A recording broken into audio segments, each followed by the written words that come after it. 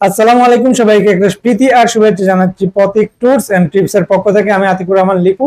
আশা করি সবাই ভালো আছেন। আমার চ্যানেলে যারা সাবস্ক্রাইব করেছেন তাদেরকে অসংখ্য ধন্যবাদ। যারা এখনো সাবস্ক্রাইব করেননি আশা করি আপনারা সাবস্ক্রাইব করে রাখবেন। আর আপনাদের যদি কোনো কাজে আসে অবশ্যই লাইক কমেন্ট শেয়ার করবেন। তো চলে যাচ্ছি আজকের যে থাম্বনেইলে আপনারা যেটা দেখতে পেলেন, সুইডেন এবং অস্ট্রেলিয়া সম্পর্কে কিছু কথা বলার জন্য।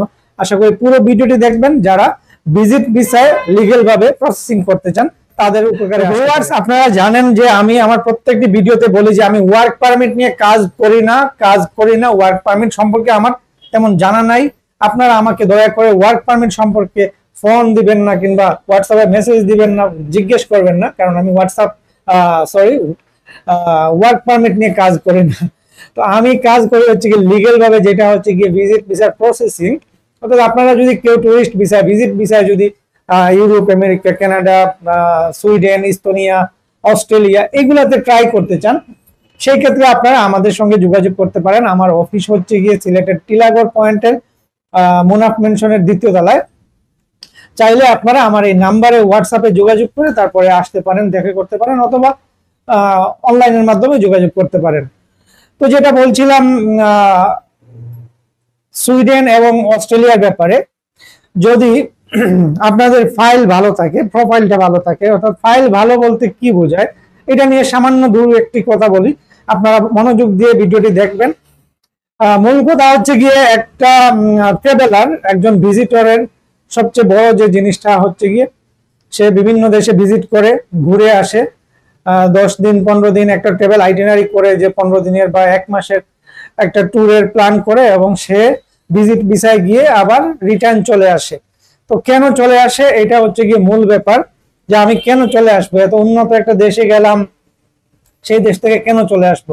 মূলত এটাই আপনার ভিসা অফিসারকে বুঝাইতে হয় যে আমার বাংলাদেশে এমন কিছু বিজনেস আছে, অথবা আমার এমন একটা চাকরি আছে যেটার বেতন কিংবা যেটার ইনকাম, যে বিজনেস থেকে ইনকাম হয়, সেটা আপনার ওই দেশের মাসিক স্যালারির চাইতে বেশি। অর্থাৎ আমি ইউরোপে যদি 1000 ইউরো ইনকাম করি মাসে, সেটা হবে গিয়ে 1,20,000 বা 30,000 টাকা।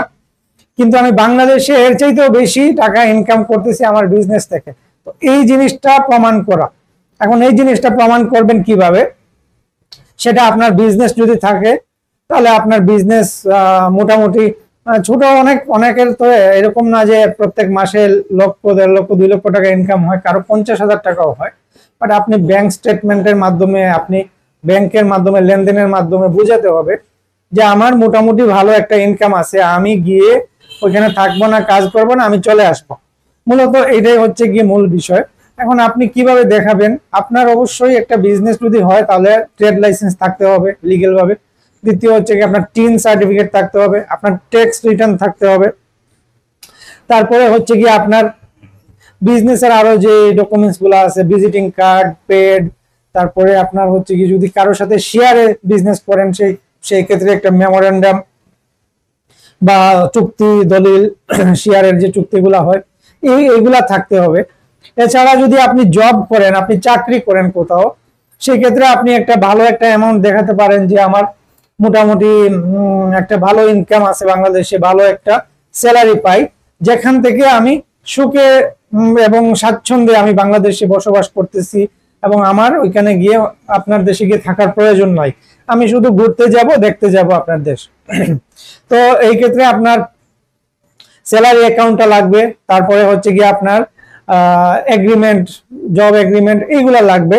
সেই সাথে সবার ক্ষেত্রে যেটা লাগে সেটা হচ্ছে কি আপনার পার্সোনাল ইনফরমেশন, আপনার হচ্ছে কি অ্যাসেট ভ্যালুয়েশন বা আপনার দলিলের কাগজপত্র, জায়গা জমি যদি থাকে, তারপরে হচ্ছে কি আপনার যদি বাসা থাকে তাহলে সেটার রেন্ট দিচ্ছেন, ভাড়া পাচ্ছেন, এগুলা। তারপরে হচ্ছে কি আপনার দলিলপত্র, এগুলা সব কিছু মিলিয়ে আপনি উত্তরাধিকারী সূত্রে বাবার সম্পত্তি থাকলে এগুলাও দেখাতে পারেন, পারিবারিক কোনো বিজনেস থাকলে এগুলো দেখাতে পারেন।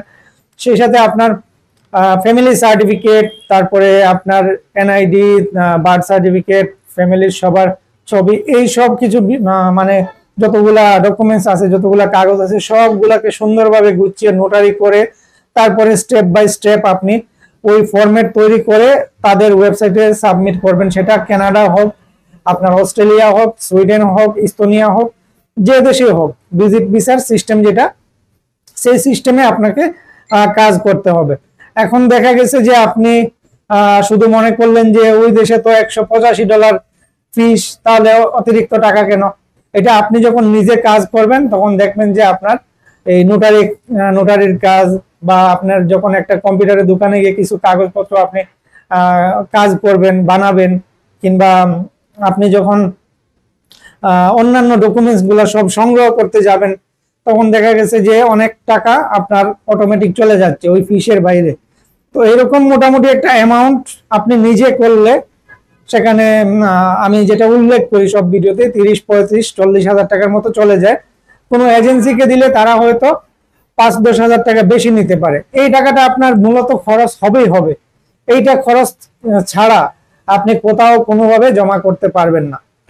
এখন আপনার যদি জানা থাকে ভিজিট ভিসার প্রসেসিং সম্পর্কে, আপনার জানা থাকে, আপনার যদি মনে হয় আপনার প্রোফাইল ভালো আছে, আপনার যদি পাসপোর্টে 2-4টা দেশ ভিজিট থাকে, সেই ক্ষেত্রে আপনি চেষ্টা করতে পারেন।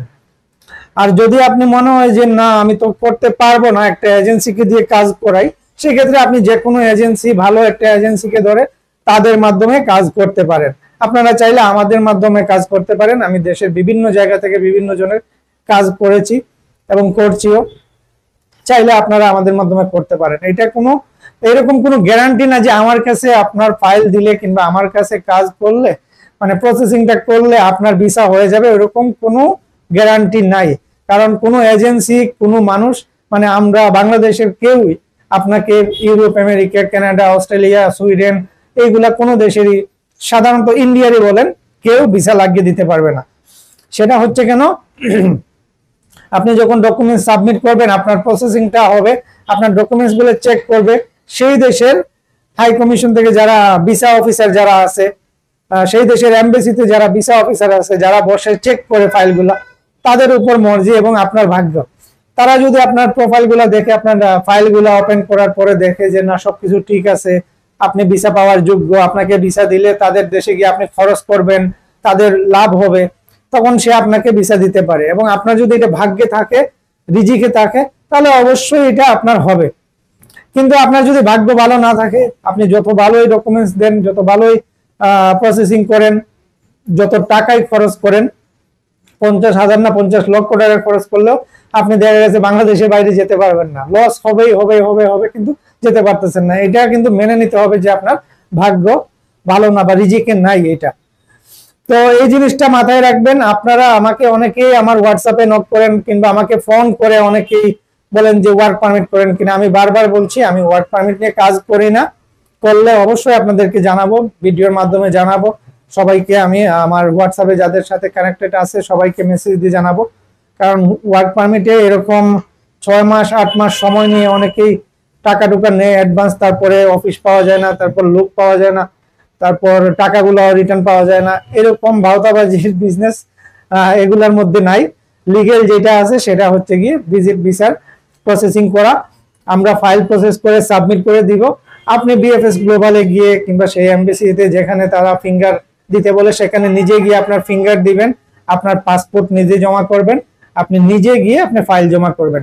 অর্থাৎ কোনো মিডিয়া ওখানে মাঝখানে কাজ করবেন না। জাস্ট আমরা প্রসেসিংটা করে দিলাম, সুন্দরভাবে সাজিয়ে দিলাম, আপনি চলে গেলেন আপনার কাগজপত্র নিয়ে এমবেসিতে। তো এটা হচ্ছে কি লিগেল তরিকা, লিগেল ওয়ে, লিগেল পথ। এই পন্থায় যদি আপনারা কেউ কাজ করতে চান অবশ্যই আমাদের সঙ্গে যোগাযোগ করবেন। আমার অফিস আবারও বলছি সিলেটের টিলাগড়ের বনাফ মেনশনের 2য় তলায় অবস্থিত। আপনারা চাইলে সরাসরি আসতে পারেন অথবা এই যে হোয়াটসঅ্যাপের নাম্বার, এই নাম্বারে আপনারা যোগাযোগ করতে পারেন।